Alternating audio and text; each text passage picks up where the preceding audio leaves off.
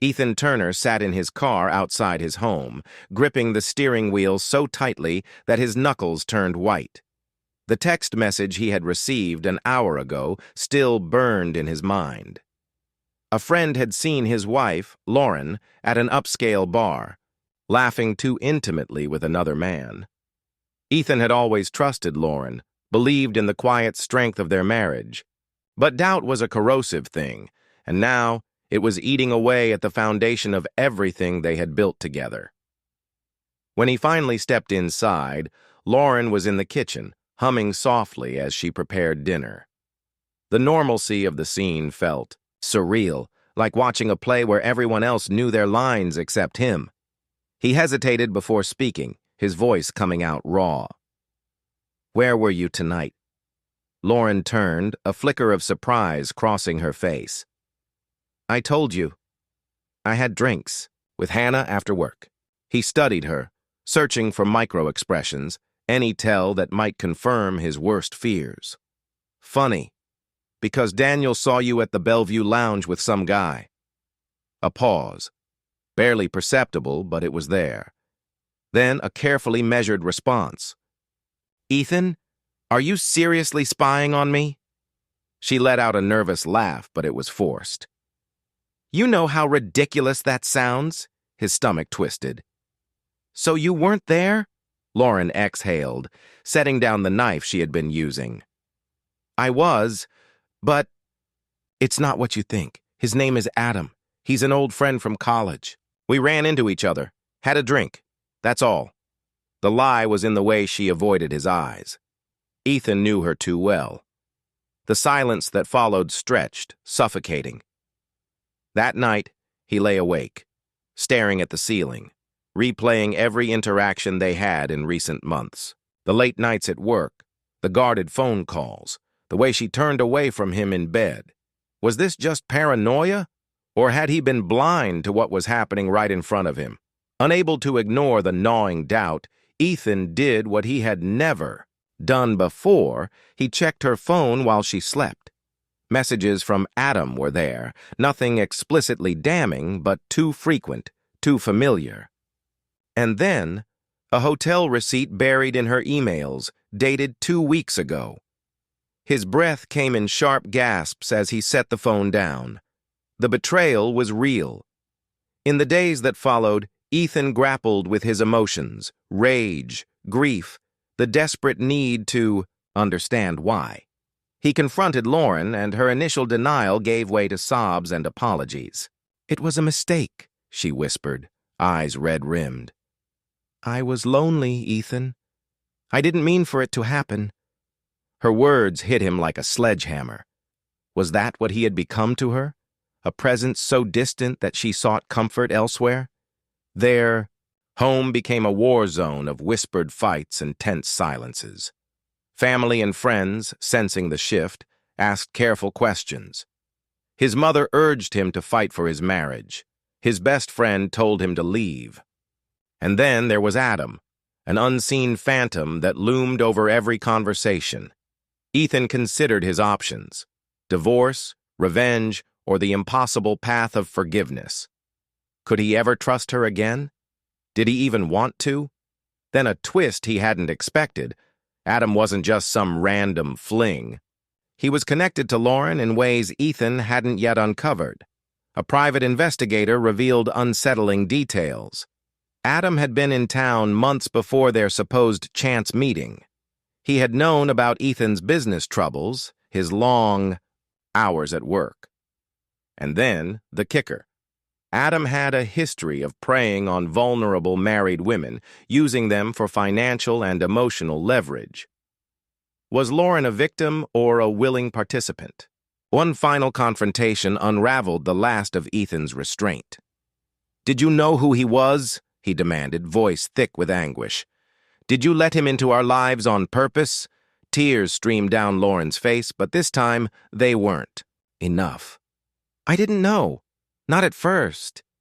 But by the time I realized I was in too deep, I was scared. He threatened to expose everything." The weight of her words settled over Ethan. Love and hate, grief and fury, all tangled into a single, unbearable moment. In the end, there was no neat resolution, no easy answer. Trust, once broken, was a fragile thing. Could it be repaired? Did he even want to try? As Ethan packed his bags, he realized that sometimes the hardest choice wasn't revenge or reconciliation, it was walking away, even when your heart begged you to stay. Ethan stood at the threshold of his home, suitcase in hand.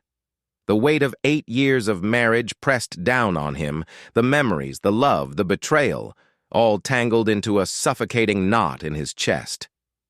Lauren stood a few feet away, her arms wrapped around herself as if bracing for the impact of his departure. "Is this really it?" Her voice was barely above a whisper. Ethan let out a slow breath, his grip tightening on the handle of his suitcase.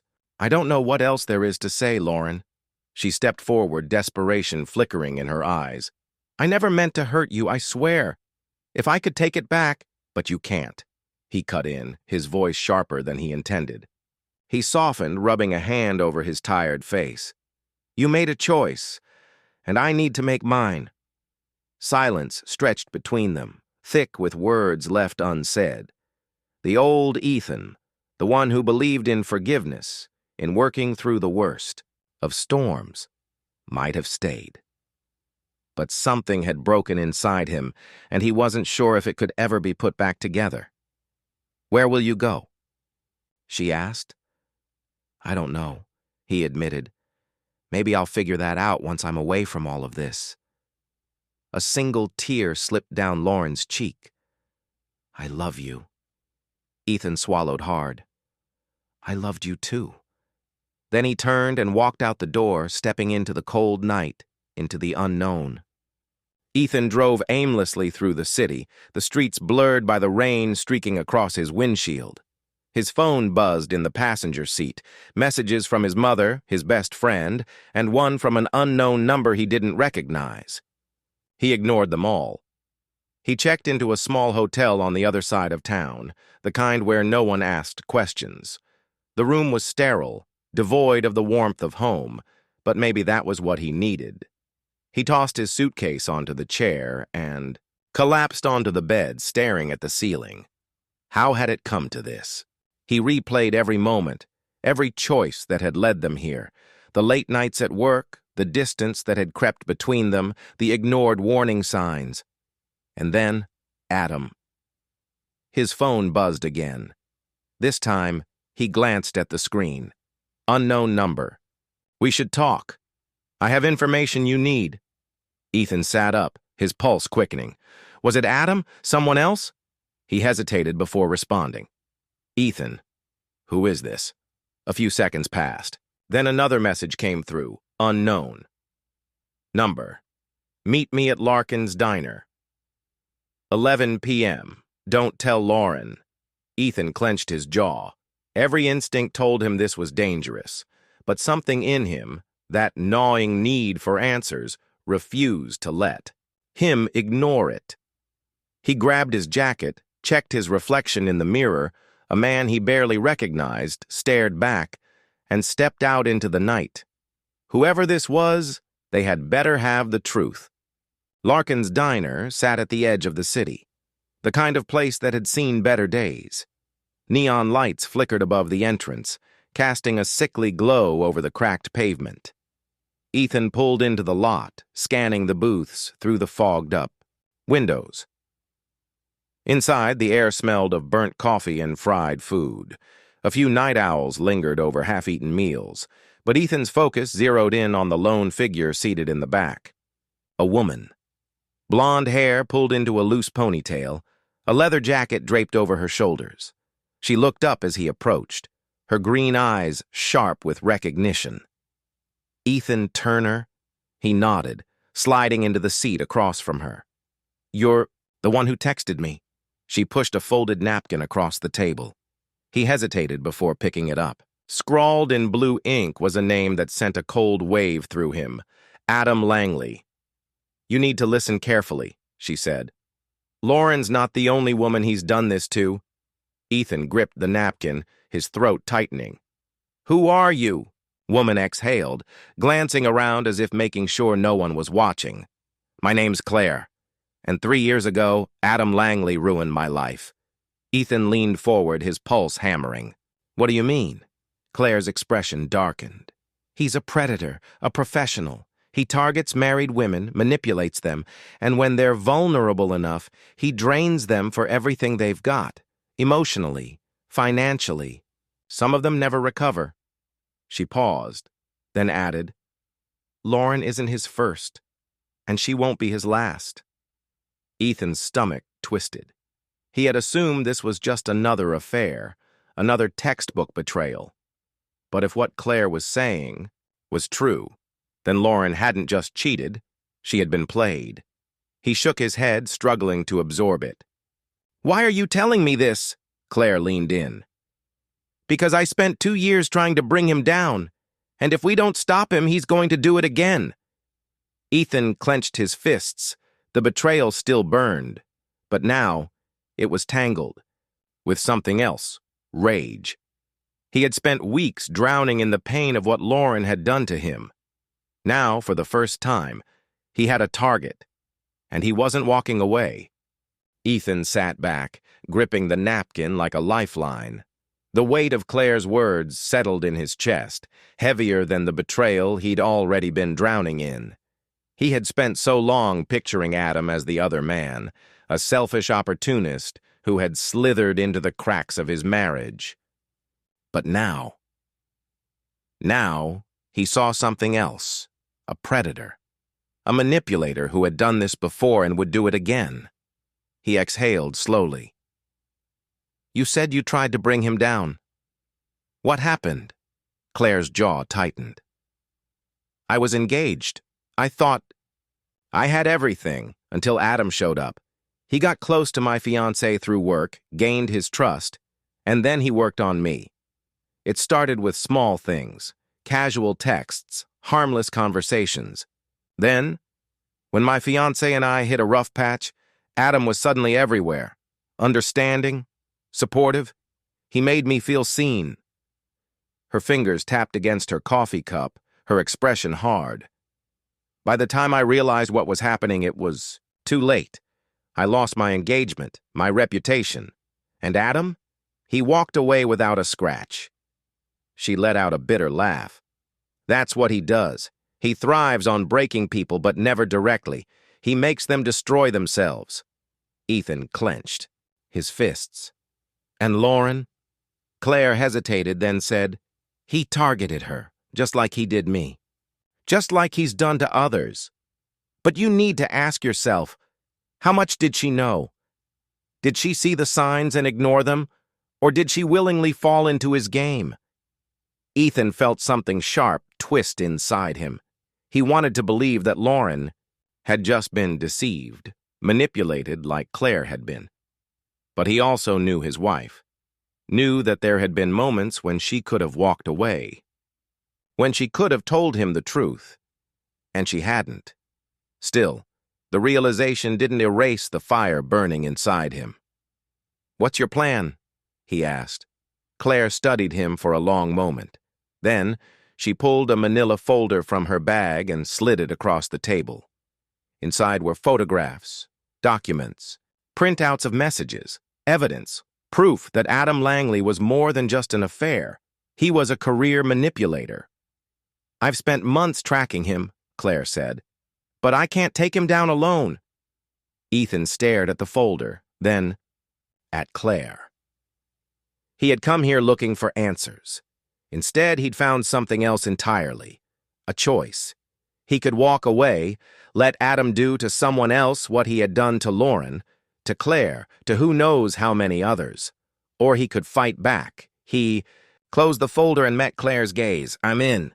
Claire nodded, her lips pressing into a thin line. "Good. Because if we're doing this, we need to move fast." Ethan glanced down at the folder in front of him. The weight of it felt different than the burden he had carried over the past few weeks. This wasn't just about his broken marriage anymore. It was about justice, about stopping Adam from doing this to someone else. "Where is he now?" Ethan asked. Claire pulled out her phone, swiping through her notes. He's careful, but not perfect. He operates under different aliases for different women. Right now, he's working as a financial consultant, which is just a fancy way of saying he gets close to people, earns their trust, and then exploits them. She tapped the screen and turned it toward him. A photo of Adam appeared. Smug, confident, the same expression Ethan had burned into his memory. He's been meeting with a new target, a woman named Stephanie Carver, recently divorced, wealthy, vulnerable. Ethan's jaw tightened. So he's already moving on. They always do. Claire leaned forward, her voice low and steady. We have two options. We expose him publicly, ruin his reputation, and make sure no one else falls for his act. Or we set him up, give him a taste of his own medicine. Ethan exhaled, rubbing a hand over his face. You've thought about this a lot. Claire's expression darkened. I've lived it. Silence stretched between them. Outside, the city hummed, unaware of the storm brewing in the diner. Ethan thought about Lauren, about all the nights she had lied to him, all the times she had chosen Adam over him. Was she a victim, like Claire? Or had she made her choice with open eyes? Finally, he looked up. I want to ruin him, but I want to know everything first. Every detail. Claire smirked, just slightly. Then let's get to work. Ethan didn't know what revenge would look like, or if it would give him peace. But for the first time in weeks, he felt something other than pain. Purpose. Ethan followed Claire out of the diner into the cold night air, his mind buzzing with everything she had told him. The betrayal he had felt from Lauren was still raw, but now it had a shape, a direction. Adam Langley wasn't just a man who had slept with his wife. He was a predator who had done this before and would do it again. As they walked to their cars, Claire turned to him. We can't rush this. Adam covers his tracks well. If we're going to take him down, we need to be smart. Ethan exhaled, running a hand through his hair. So, where do we start? Claire pulled a cigarette from her pocket but didn't light it. She just rolled it between her fingers, thinking. You need to find out how much Lauren actually knew. If she was just a pawn in his game, she might be useful. If she was in on it, then she's part of the problem.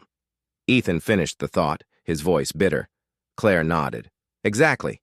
If we can prove he manipulated her, we might be able to turn her against him. But if she's protecting him... Ethan swallowed hard. The idea that Lauren could still be shielding Adam, even after everything, made his stomach twist. But he needed to know. I'll talk to her, he said finally.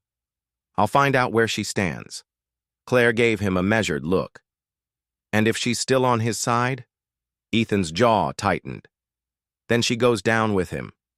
The next morning, Ethan drove back to the house, their house. He hadn't been back since walking out days ago, but he still had the key. For a moment, he just sat in the driveway, staring at the front door. Everything about it looked the same. The porch light still flickered like it always had. The hydrangeas Lauren had planted last spring still lined the walkway. But the home he had once known was gone. He stepped out, took a deep breath, and walked inside. Lauren was sitting on the couch, wrapped in a blanket, her eyes red and puffy. She flinched when she saw him. Ethan, her voice cracked. You came back.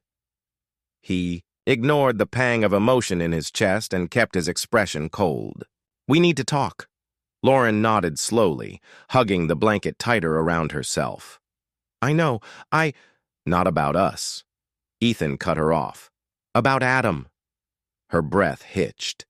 Ethan, please. Did you know? His voice was sharp, demanding.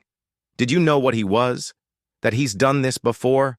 That you weren't the first, and you won't be the last? Lauren paled. What are you talking about?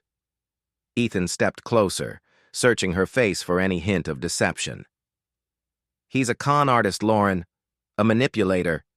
He finds vulnerable women, plays the perfect man, and then leaves them with nothing.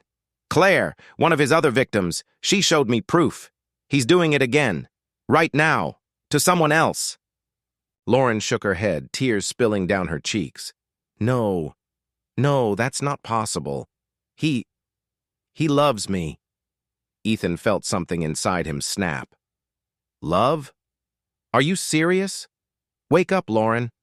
He doesn't love you. He never did. You were just another name on his list. Lauren broke into sobs, burying her face in her hands. I didn't know, she choked out. I swear, Ethan, I didn't know. I thought... She let out a shuddering breath. I thought he was different. Ethan watched her, his anger warring with something else. Pity. She had destroyed their marriage, yes, but had she been used just as much? He crouched down in front of her. If you really didn't know, then help me stop him. Lauren lifted, her tear-streaked face, hesitation flickering in her eyes. How? Ethan exhaled, forcing himself to soften his tone.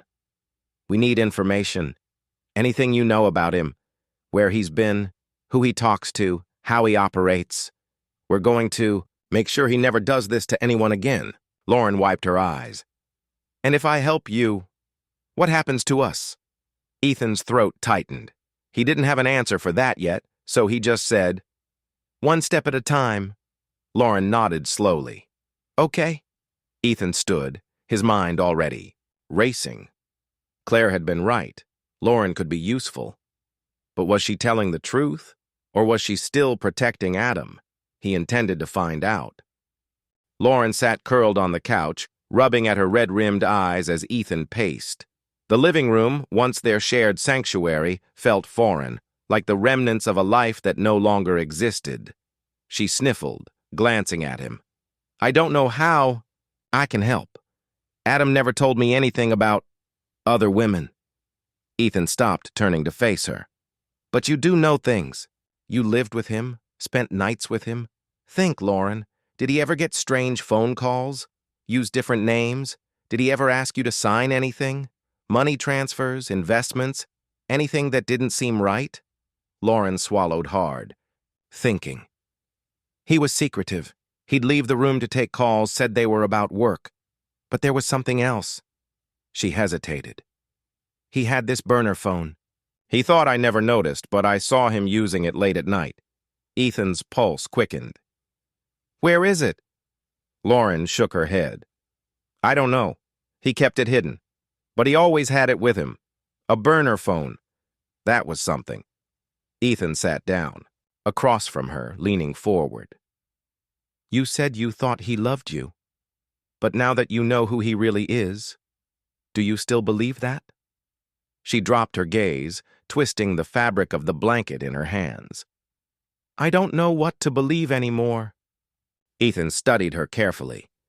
Was she still protecting Adam? Or had she truly been blindsided? He reached into his pocket and pulled out Claire's folder. Then believe this. He opened it and spread the documents across the coffee table. Bank. Transfers, messages between Adam and other women, aliases he had used before. Photos of other women, just like Lauren. She stared at the evidence, her breath coming in sharp gasps. Oh my God! She reached for a paper, hands shaking. He told me he'd never done this before, that I was special. Ethan's voice was flat. He's a professional liar. Tears spilled down her cheeks, but she didn't look away. I was such a fool. Ethan had no comfort to offer her, not after what she had done to him. But he saw something shift in her expression, pain turning to something else. Resolve. Lauren exhaled shakily and met his gaze. I'll help you. He narrowed his eyes. Are you sure? She nodded. I need to know the truth. I need to see him for what he really is. If that means bringing him down, then I want to be a part of it. Ethan studied her face for any sign of hesitation. If she was lying, he'd find out soon enough. Then we start now, he said. Later that night, Ethan met Claire in the back booth of a dimly lit bar. She was nursing a whiskey, her sharp eyes scanning him as he slid into the seat across from her. How'd it go? She asked. She's in. Claire raised an eyebrow. And you trust her? No, Ethan admitted. But she wants to know the truth. That's enough for now. Claire smirked. You're learning. He sighed, rubbing a hand over his face. She mentioned something useful. Adam has a burner phone. Claire leaned forward, suddenly interested. Did she say where? Ethan shook his head. Not yet. But if we find it, we find everything. His contacts, his movements, maybe even his next target. Claire exhaled, drumming her fingers on the table. Then we need to get our hands on it before he realizes we're onto him. Ethan nodded, determination settling deep in his gut. Adam had taken everything from him. But now, he was the one being hunted, and Ethan wouldn't stop until he was finished. The next morning, Ethan sat in his car outside Lauren's house, watching the curtains shift as she moved inside. He had slept little, his mind restless with the weight of what came next. He still wasn't sure he could trust her. Maybe she was, genuinely waking up to the truth about Adam. Maybe she was still tangled in his web. But one thing was certain. She was his best chance at finding that burner phone. His phone buzzed. Claire. Claire, I pulled some of Adam's financials. You were right. He's not just a cheater. He's running some kind of con. Ethan, how bad? Claire, bad. Offshore accounts, fake companies. This guy's been bleeding women dry for years. He's careful, but not perfect. We can use this. Ethan exhaled. The more he learned about Adam, the more he realized this wasn't just personal. This was bigger. And if they played their cards right, they could take him down for good. He climbed out of the car and knocked on Lauren's door. A moment later, she opened it, looking like she hadn't slept either. Come in, she said softly. Inside, the house smelled of stale coffee and lavender, a mix that made Ethan's stomach turn with memories of what their life had been. He pushed them aside. Lauren sat on the couch, pulling her knees to her chest. I've been thinking about what you said, about Adam, and I remembered something. Ethan crossed his arms, waiting. Lauren hesitated. He never let me near his gym bag. He carried it everywhere, even at home. At first I thought it was just him being organized, but now... She swallowed. What if the phone is in there? Ethan's pulse quickened. Where is it now? Lauren bit her lip. He left it here a few days ago. He's been staying at his condo since you found out. But he's coming by later to pick up the rest of his things. Ethan clenched his jaw. Then we get the bag before he does. Lauren nodded, but her hands trembled. Ethan, what if he catches me? Ethan met her eyes. Then we make sure he doesn't. That evening, Lauren stood in the doorway, nerves prickling, her skin as Adam stepped inside. He was as smooth as ever, calm, charming, his confidence unshaken. It made her sick.